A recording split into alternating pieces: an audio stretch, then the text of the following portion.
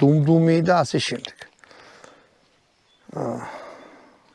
ჭიჭი მიდის 16 ტყვია, მჭიდი არის მაგარი ყოჩაღი, რკინისგან არის გაკეთებული, ანუ მარტო მჭიდით რო ვიღაცას თავში ჩაარტყავთ ან სახეში, შეგიძლიათ იარაღად გამოიყენოთ, იმიტომ რომ სერიოზულად ყოჩაღი მჭიდია და კაი რამით არის დაფარული. ეტყობა რომ ეს არ დაჟანგდება და რაღაც იაღლიში არ გაუგორდება.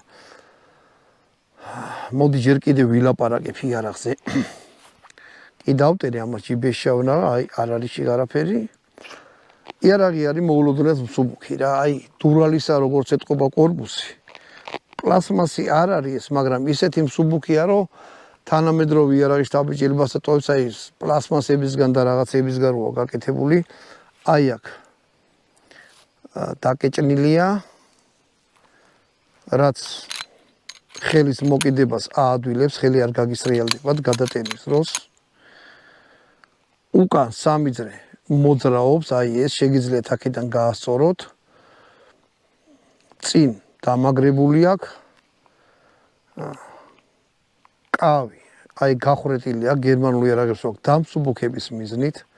შეგიძლიათ თითი დაიჭიროთ უბრალოდ თუ ვთქვათ გადატენილ მდგომარეობაშია და დააბრუნოთ მდგომარეობაში საწყისი, თუ